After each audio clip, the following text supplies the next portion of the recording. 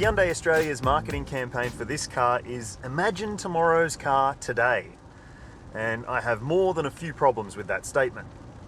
Sure, it looks futuristic, like it's been designed using origami rather than, well, pencils and clay, and it does introduce new technologies that we haven't seen on any Hyundai up until now. But tomorrow's car? I'm not so sure. There's no electrification of any of the drivetrains. There's no hybrid or plug-in hybrid or even a full electric in this range. Instead, you're rolling with petrol and diesel options, which for an all-new car doesn't really stack up. And it has halogen headlights on 2 of the grades, which to me isn't very tomorrow, it's very yesterday. But marketing spin aside, this new Tucson does offer plenty of food for thought for mid-size SUV buyers. And if you're stacking it up against, say, a Toyota RAV4, then there's going to be plenty of insights in this review to help you make your decision. So stay tuned.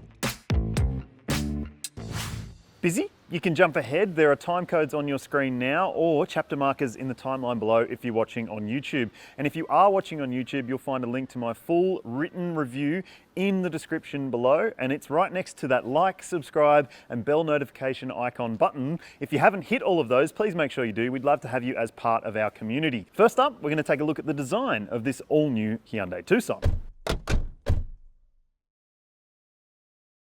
Your neighbours aren't going to confuse this with a Toyota RAV4 or Mitsubishi Outlander, there's no doubt about that. This new Tucson is distinctive and very angular. But do you like that? Let us know in the comments section below. The front end has a really interesting design with daytime running lights that are seemingly, well, disappearing into the wide grille. They're amazingly well integrated. It's a real head turner, but in the 2 lower grade models, you don't get LED headlights, which really cheapens the look. In profile is where you might be amazed by the metalwork. You've got to hand it to Hyundai's steel pressing team. The creases and sharp edges here are spectacular. I just hate to think of what could come of those sharp creases after a few shopping centre car park dings. Wheel size and design varies by model. 17s on the base car, 18s on the mid-spec Elite and 19s on the top-spec Highlander. And it's a larger car now than ever before, but it doesn't look too big if you ask me. The back end almost looks like a Mustang or a Kia Sorento, but with a bold light strip across the tailgate, it has its own look. I don't love the way the Tucson badge sits at an angle here, but maybe that's just being nitpicky. While it's all sharp lines and edgy bits on the outside, the interior is almost at odds with that look. It's soft and rounded, with swooping trim features, and an interesting story with the screens offered. The base car gets a smaller media screen, the mid-spec gets the big media screen but still analog dials, and the top spec has the full digital look. Is that good enough in 2021?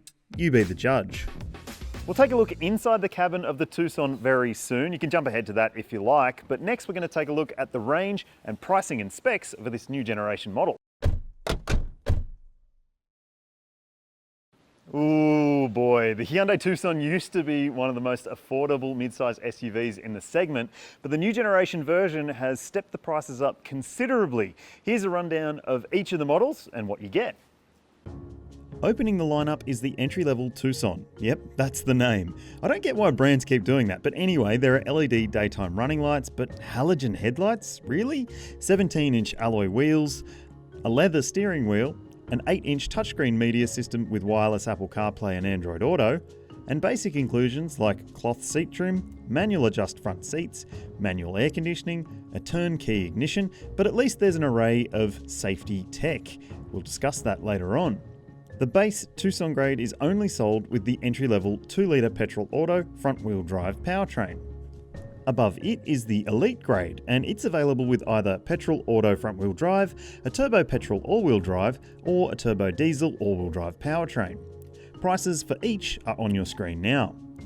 The Elite grade scores plenty of extras like 18-inch alloy wheels, keyless entry, push-button start, leather seat trim, heated front seats, power driver's seat adjust, dual zone climate control, rain sensing wipers, rear tinted glass and that larger 10.25 inch touchscreen media system with sat-nav, plus a couple of added safety items too.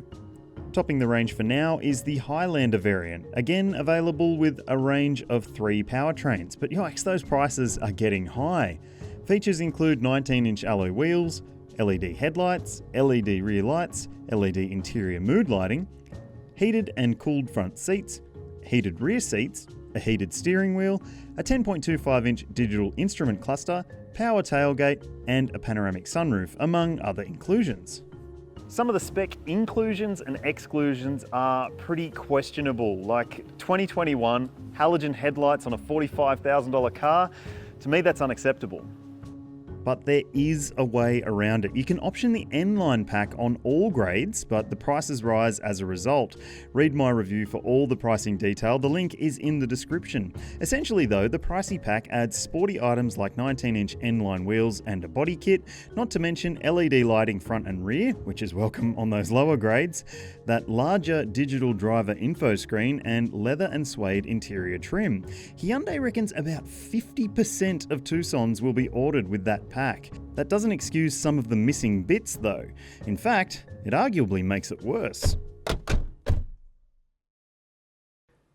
The interior of this all-new Tucson is vastly different to the last model, and it's actually kind of at odds with the exterior design because it's got this real soft and swoopy look to it where the outside is so edgy and angry. I actually love that. I think it's really cool to have such different personalities outside and inside the car. And also the quality of the materials in here is really good. There's some nice elements. Obviously this line that runs across the dash top. We've seen that in other cars before, luxury brands. And also I love that there's a little section of fabric on top of the dash too. This is the top spec model. So yeah, you've got this big digital driver info screen here. In the lower grades, you get a regular cluster and it doesn't have quite as much wow factor to it. You might be wondering whether that deals with different daylight and, you know, shade and that sort of stuff, direct light. It actually does a really good job. You don't get too much glare on the screen at all. There's also a big media screen here in the middle of the dash, which is the controls for basically everything else in the car.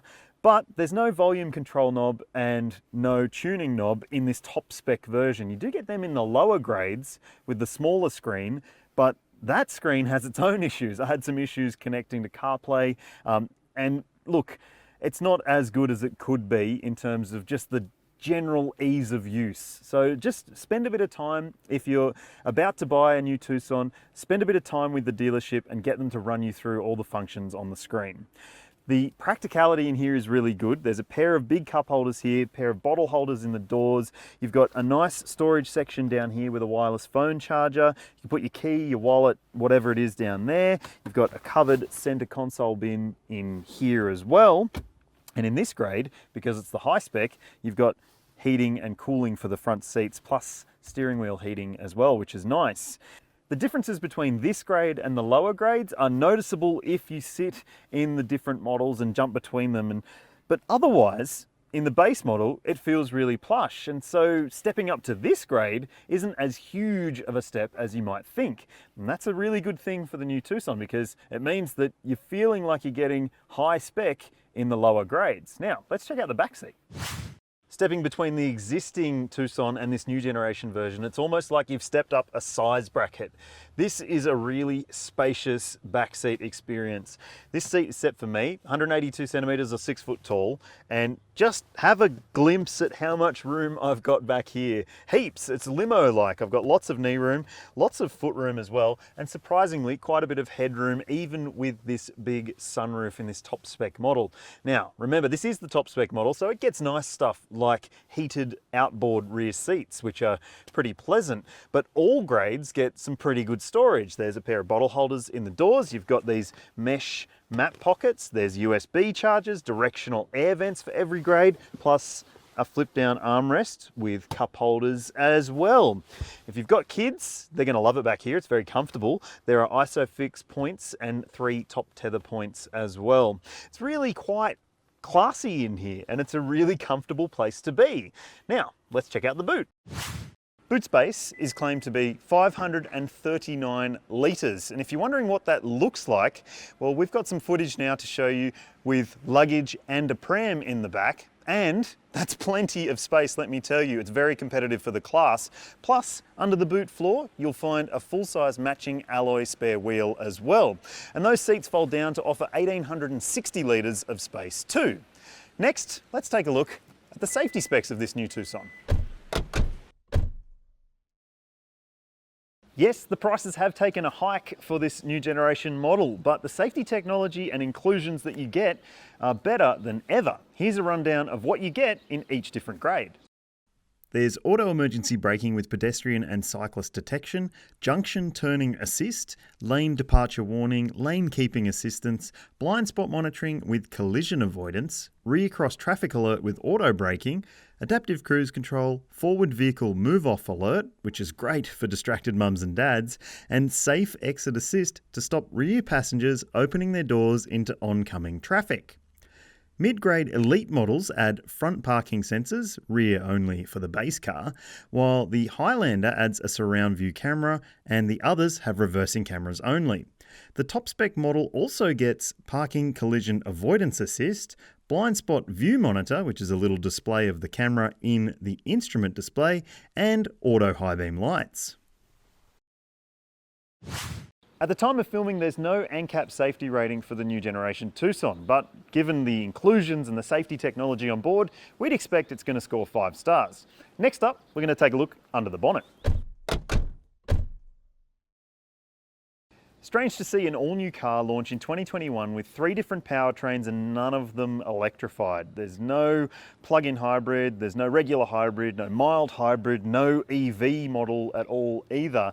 And that seems to be a little bit strange. You've only got a choice of 2 petrols or a diesel, which isn't necessarily future thinking if you ask me. It seems like a bit of a missed opportunity. And if you're wondering what the best seller in the class is, it's the Toyota RAV4. And if you're wondering what majority sales of that car are, they're hybrid. So yeah, definitely seems like a missed opportunity. But we'll have a look at what engines you can get in this new generation Tucson now. All grades are available with a 2-litre multi-point injected 4-cylinder engine producing 115 kilowatts of power and 192 newton meters of torque. It has a 6-speed automatic standard and is front-wheel drive. Choose the Elite or Highlander and there's a 1.6-litre turbocharged petrol 4-cylinder unit available with a big bump to the power and torque figures. It has a standard 7-speed dual-clutch automatic transmission and it's all-wheel drive. The diesel all-wheel drive option is also reserved for the top 2 grades, with that engine offering a further nudge to power figures and a huge torque bump as you'd expect. It has an 8-speed automatic and on-demand all-wheel drive. Wondering how much petrol or diesel the new Tucson uses? Well, we'll take a look at fuel use next.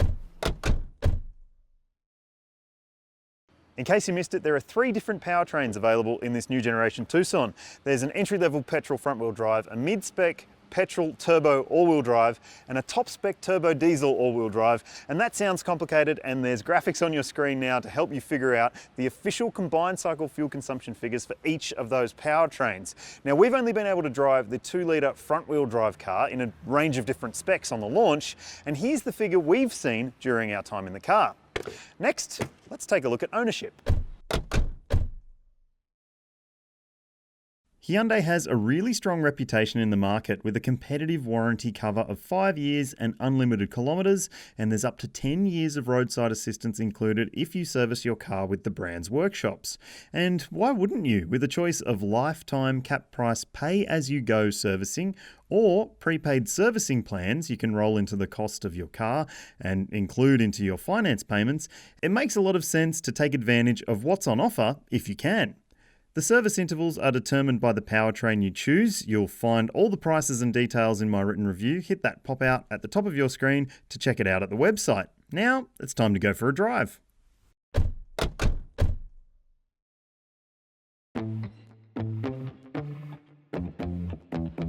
On this launch drive of the new generation Tucson, we've only been able to drive the 2-litre base model engine with the 6-speed auto and front wheel drive. And for a lot of people, it's going to be adequate and probably just fine for their needs. But if I look at the spec sheet, I see that this is a bigger, heavier car and this new engine's got less power and torque than the last one.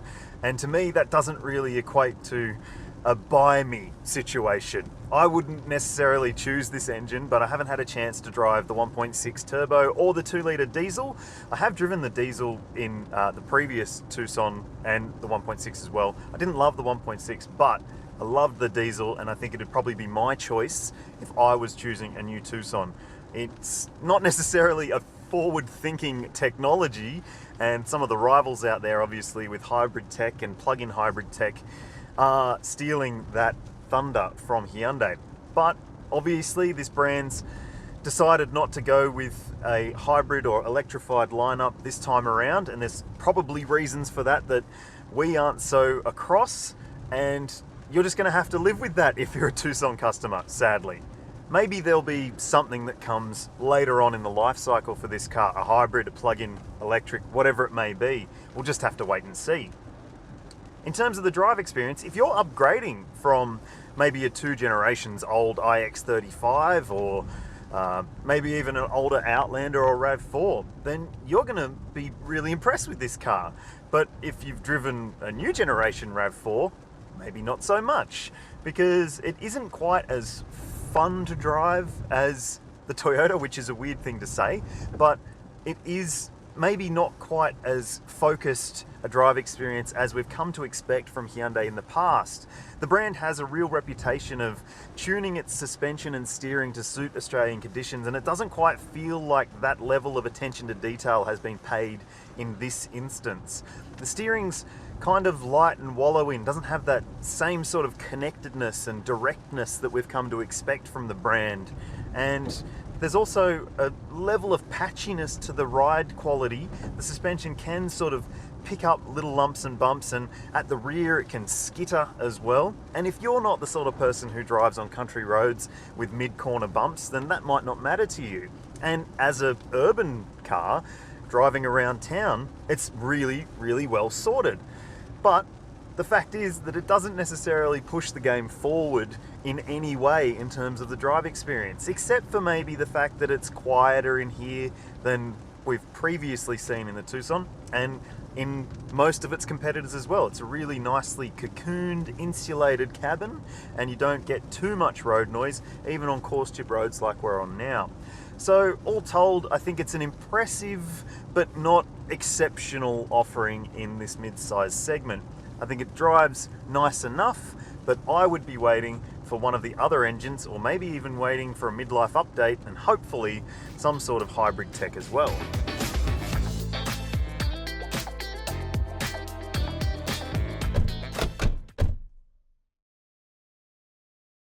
The all-new Tucson certainly cuts a fine figure in this segment, and it's got a smarter and more spacious interior, plus plenty of safety tech as well. But I'm still not sure that it lives up to the idea of tomorrow's car today.